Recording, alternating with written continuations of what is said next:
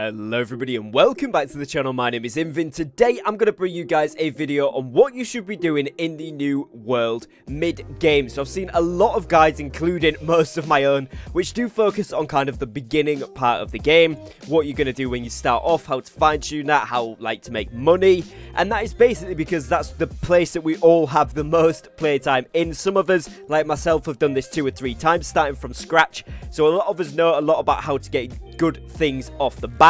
I wanted to share that knowledge with you guys, but also I've done quite a few runs now, again 2 or 3 runs of the mid-game section, and this is probably one of the most enjoyable sections of the game in my opinion, because there's so many different things that you can actually do.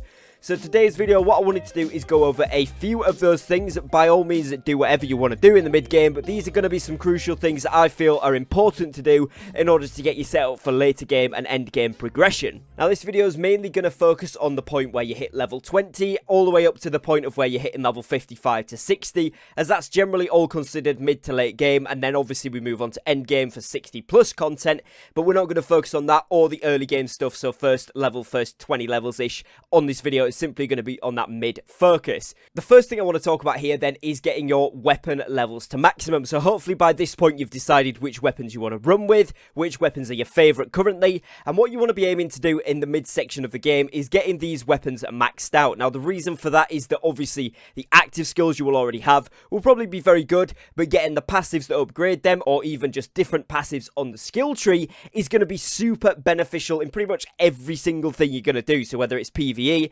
PvP, gathering, there's probably some sort of movement benefit hidden in there as well. So it's going to be very, very useful to get those passives unlocked. And the best way to do this, obviously, is getting those weapon levels up. Now, I will refer to elite zones later in the video here, but that is one of the best things in the game you can do for weapon XP if you are trying to power level those. And I would recommend getting those up to level 20 because it's going to give you a huge power boost versus people who've only got a level 12, level 15 weapon if you come against them in PvP particularly, or in the war situations. This is going to be really good. And kind of linking in with this then as well, I would sort of start to get the armor with the right attributes on. Realistically, the first 20 levels, if you can get things with like strength or constitution that helps you out, right, you can put them on, but everybody's just going to put on the best, highest gear score that they've got, highest, you know, resilience, that kind of thing for whichever category of armor they're wearing.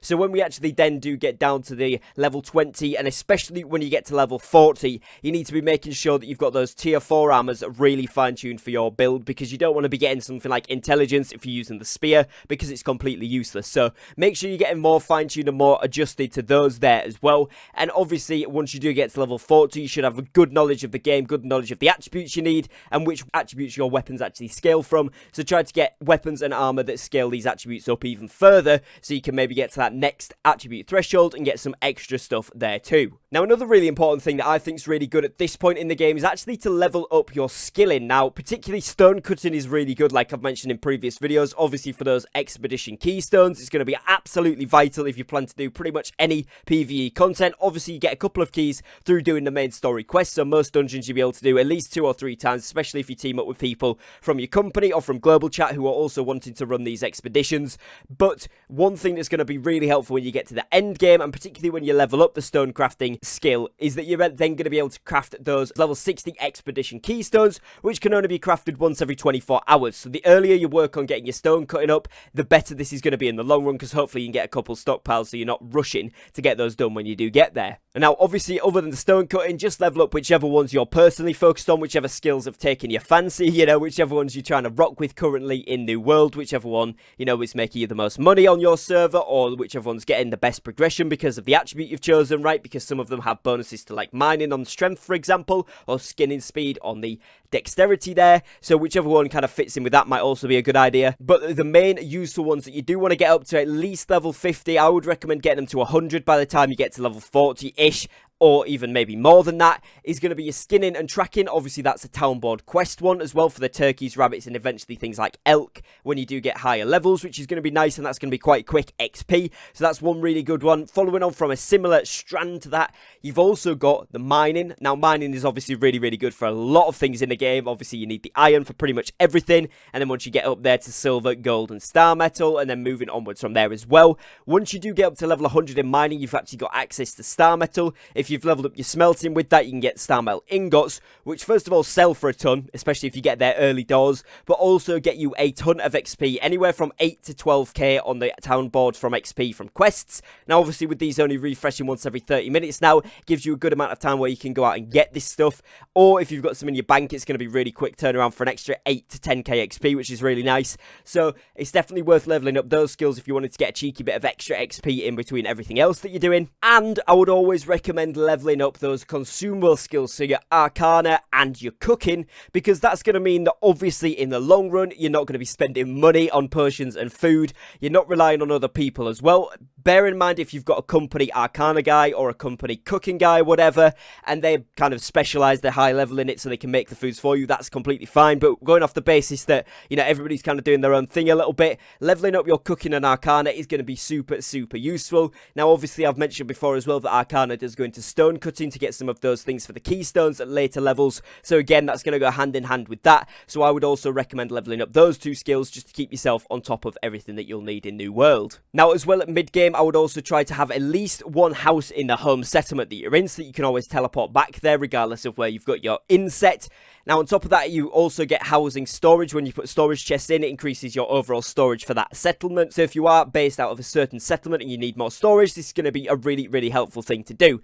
Now, on top of that, I would also try and get a second house by the time you get to level 45, 50-ish, because you do unlock the ability to get a couple of houses by this point. So having at least 2 of them active is really, really good. And generally with my second property, I like to have it somewhere kind of further up the map. Usually I choose somewhere like Weaver's Fen or maybe even Breakwood, so that I can teleport up there, particularly when I'm down on the bottom end of the map, maybe in Cutlass Keys, doing a couple of the missions there, or indeed I put it in Cutlass Keys or Restless Shore, one of the further out places, so that I can just ping across to those if I should need to.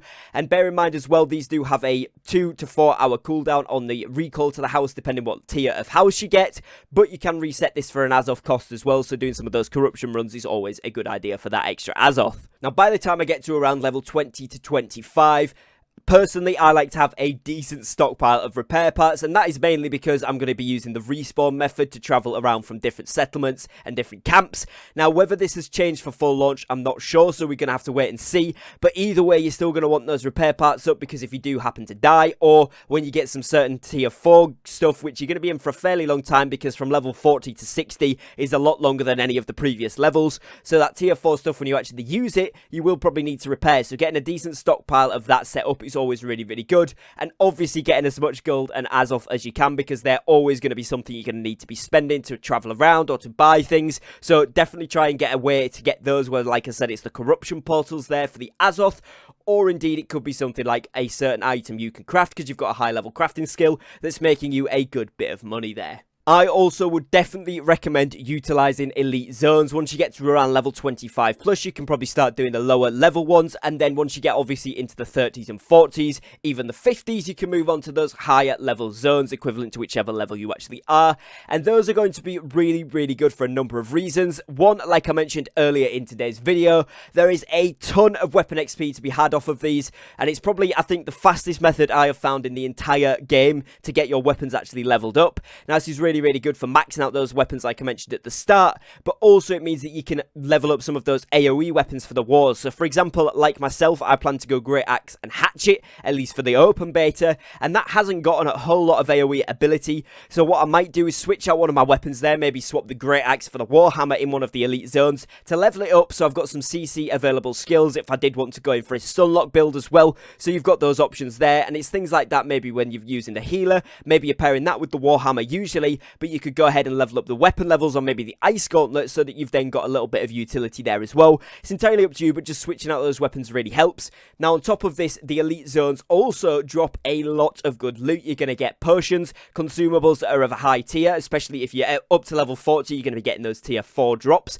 And again, once you hit level 40, you'll be getting those tier 4 armor and weapon drops and gear drops in general from the mobs in those areas, which is really nice, on top of all the crafting materials and refining materials that you get too, making these areas really, really good, so don't miss out on those in your mid-game. You're also going to want to run expeditions, get used to them, and this is going to be one of the best and quickest ways to upgrade and utilize your gear, and it's going to be one where you can swap out the gear that you already maybe have from your faction vendors, that you can actually get ones with stats that you need on. So particularly in that level 20 to 40 bracket where you've just got your faction gear, maybe you've got a few pieces of that, you're going to be doing Amarine Temple, go in there and you might actually find that you can get some gear that's got specifically strength on for your build, or specifically focus, which is a lot better. Even if it's slightly less gear score overall, it's going to give you the attributes that you actually need, which is overall going to give you a really good power spike. Now, another thing here is actually to level up your login to level 100, and this sounds like a very weird thing to suggest, but at least a couple of the end game legendary quests, which give you the epic weapon at around a 580 gear score,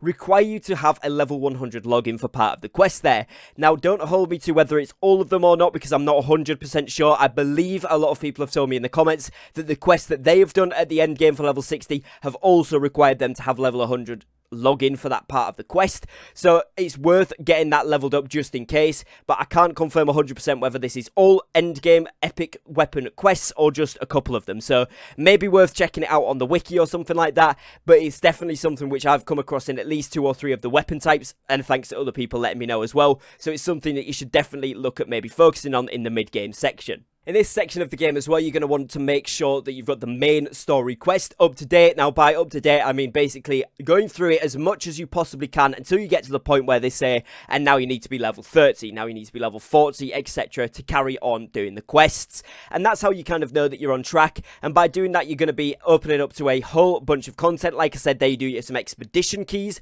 through doing these main story quests. Not to mention, it is probably the best method for getting XP in the game, and it's actually a lot of fun. So definitely keep up to date with that, and obviously it tells you a bit about the lore, gets you immersed in the game, so you definitely want to keep up to date with that in the mid game and make sure that you're keeping on top of the story quests. And finally here, what I would just like to mention, particularly when you get to the late mid game stages in the 40s to 50s, make sure you're getting the best quality gems that you can equip, and make sure you're getting the correct gems for your build. Now, this will be individual to pretty much everybody because it depends what they're going to be doing, so unless you're tanking where you need those taunt gems, it's worth looking up what each of the gems do, which one's going to work with your build depending which attributes you've scaled, which attributes your armor and weapons are providing extra bonuses to, and of course your playstyle, what you tend to switch to. If you switch between maybe 3 or 4 weapons, right, so then you're going to switch those.